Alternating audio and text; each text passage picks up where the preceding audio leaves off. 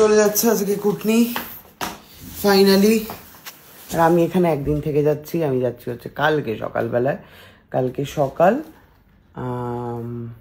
9টার flight আমার। তো এই হলো ব্যাপার। কুটনি প্রচুর খাবার নিয়ে খেতে বসেছিল, একা একা খাচ্ছে। কালকে রাতেও ডিনার করেনি যদিও, ওই জন্য একটু বেশি খাচ্ছে। তো ফোনটা দে, তোর এই যাত্রা সাথী করে দিই।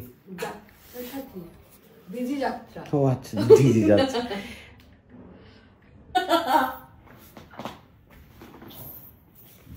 কি বলবেন আপনারা, কি বলবেন?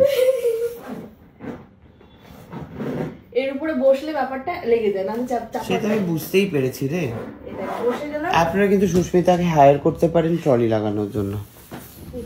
বসে গেছি, কত সুন্দর করে লেগে গেল। মানে কি পরিমাণ মোটা হয়েছে, তার মানে আপনারা। শোন, আমি এটা ডিক্লেয়ার করে যাচ্ছি, আমি আলটিমেট মোটা আমি ছুঁয়ে গেলাম। কি ছুঁয়ে গেলি? আলটিমেট মোটা তো হ্যাঁ, একটা লিমিট থাকে, লিমিটটা ছুঁয়ে গেছি। এইবারে আমি 6 তারিখে জিমে ভর্তি হচ্ছে। এটা সত্যি।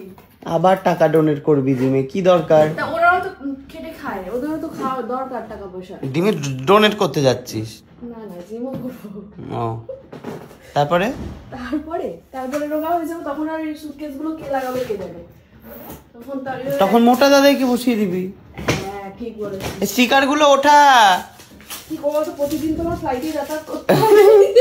সারাদিন স্টিকার লাগিয়ে রেখে দিয়েছে, নতুনটা ওঠা। হ্যাঁ, এত স্টিকার কি করে ওঠা? প্রচুর পরিমাণে স্টিকার। ইস, কি আশ্চর্য মানুষ। এ হচ্ছে সাজিয়ে রাখতে চায় এরকম ভাবে নিজের যাত্রা সাথী আর কি, দেখাতে চাই যে আমি কত জায়গায় গেছি। তো যাই হোক, আপাতত এই ঘরটা ছেড়ে সুস্মিতা আমাদেরকে বিদায় নিচ্ছে আমাদের থেকে। আমি যে একটা দিন কি করব বুঝতেই পারছি না। আপনারা একটু প্ল্যান দিন তো, কি করা যায়, কি করি বলুন তো একটা দিন। আমি একটু পাহাড় থেকে ঘুরে আসবো। সেটাই ভাবছি, পাহাড় থেকে ঘুরে আসি। ঠিক আছে, তো ড্রাইভার কিন্তু এসে গেছে, তুই কিন্তু যেতেই চাইছিস না মনে হচ্ছে। ওকে, সো চলে গেছে কুটনি, আর আমি একা একা একটুখানি যে কি করবো বুঝতে পারছি না।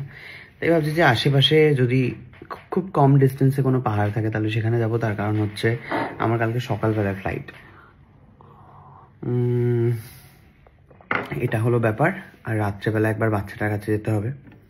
তো যাই হোক, সব মিলিয়ে আজকে কী করছি সব ব্লগ তোমরা দেখতে পাবে। থ্যাংক ইউ সো মাচ ব্লগটা দেখার জন্য। ভালো লাগলে লাইক, কমেন্ট এবং শেয়ার করে দিও। ওকে, বাই বাই।